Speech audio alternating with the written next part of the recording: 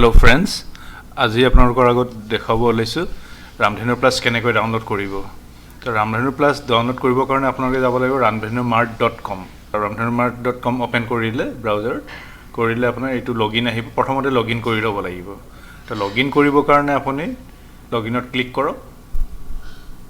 ইয়াতে সাইন আপত ক্লিক কৰিব। প্ৰথম যেতিয়া কৰিব আপুনি প্ৰথম সাইন আপত কৰিব।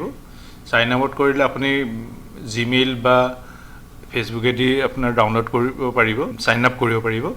আৰু নহলে বেলেগ যদি আছে ইয়াহু বা বেলেগ আছে, মই আজি গুগলে দি নেদেখাও আপোনাক সাইন আপ উইথ আদাৰ ইমেইল।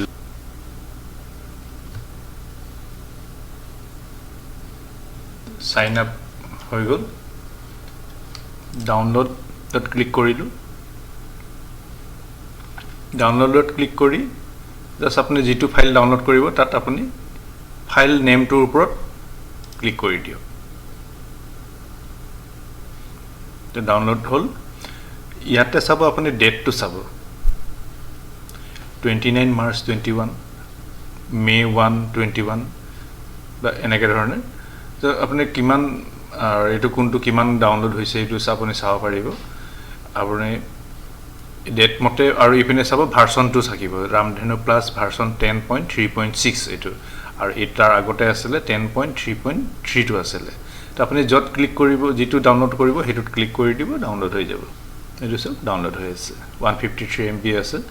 সো এইটো ৰামধেনু প্লাস ভাৰ্সন 10.3.6 উইথ ৰূপান্তৰ প্লাস। ৰূপান্তৰ প্লাস তো ইয়াত একেলগে দি আছে ইনষ্টলেবল। সো আপুনি ডাউনলোড কৰি ল'ব পাৰিব। এইটো ইয়াতে ফন্টস বা বাকি গোটেইখিনি দিয়া আছে। ডাউনলোড হোৱাৰ পিছত আপোনালোকে ইনষ্টল কেনেকৈ কৰিব। এটা ডাউনলোড হোৱাৰ পিছত আপুনি চাওক এইটো এটা এই ফাইলটো ডাউনলোড হ'ল। ইয়াক আনজিপ কৰিব লাগিব। প্ৰথমে জিপ ফাইল আছে 7zip। গতিকে 7zipৰ থ্ৰুদি মই কৰিম। এইটো এক্সট্ৰেক্ট অল আৰু নামটো আহিছে। সো এইটো এটা ফোল্ডাৰ হ'ব। তো এই ফোল্ডাৰত এক্সট্ৰেক্ট হৈ যাব।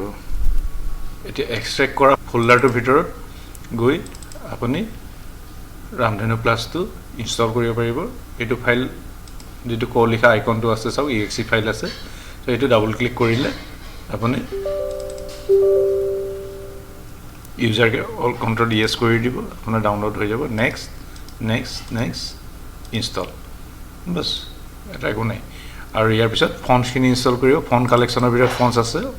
ৰামধেনু অল ফন্টত যাব PFM। PFMত গৈ আপুনি কন্ট্ৰল এ মাৰক, ৰাইট ক্লিক ইনষ্টল। কিন্তু মোৰ ইয়াতে ইনষ্টল আহিছে। আপুনি যদি ইনষ্টল ফৰ অল ইউজাৰ আহে তেনেহলে ইনষ্টল ফৰ অল ইউজাৰ কৰিব, যাতে আপোনাৰ গোটেইকেইটা ইউজাৰে আপোনাৰ পাই ফন্টছখিনি। আৰু অকল ইনষ্টল কৰি দুইটা থাকিলে অকল ইনষ্টল কৰিলে ৰিষ্টাৰ্ট কৰাৰ পিছত আপোনাৰ ফন্টছবিলাক নাহিব পাৰে। গতিকে এইটো প্ৰবলেম হয় বহুতৰ। গতিকে এইটো দেখাই দিলো যে ইনষ্টল যদি অকল আহে তেতিয়া অকল ইনষ্টল কৰিব, নহলে ইনষ্টল ফৰ অল ইউজাৰ যদি আহে ইনষ্টল ফৰ অল ইউজাৰে কৰিব। ABTT ভাৰ্সন 2 ফাইলখিনি এইখিনি কন্ট্ৰলে কৰিব, ৰাইট ক্লিক কৰি ইনষ্টল ফৰ অল ইউজাৰ কৰিব। আৰু যদি অল ইউজাৰ নাথাকে ইয়াতো ইনষ্টল অকল কৰিব। এইটো বেছি ইম্পৰ্টেণ্ট, সেইকাৰণে মই দুবাৰলৈ ক'লো। তাৰপিছত আপুনি ৰামধেনুত কাম কৰিব পাৰিব। গতিকে ইয়াৰ ৰামধেনুত কেনেকৈ কাম কৰিব ইয়াৰ ভিডিঅ' বনোৱা আছে। এইবিলাক চাই পিনে আপুনি কাম কৰিব পাৰিব। আৰু পেজ মেকাৰ কেনেকৈ কৰিব পাৰিব সেইবিলাক অলৰেডি ভিডিঅ' বনোৱা আছে। তো সেইবিলাক ভিডিঅ' মোৰ চেনেলত গৈ আপুনি চাব পাৰিব।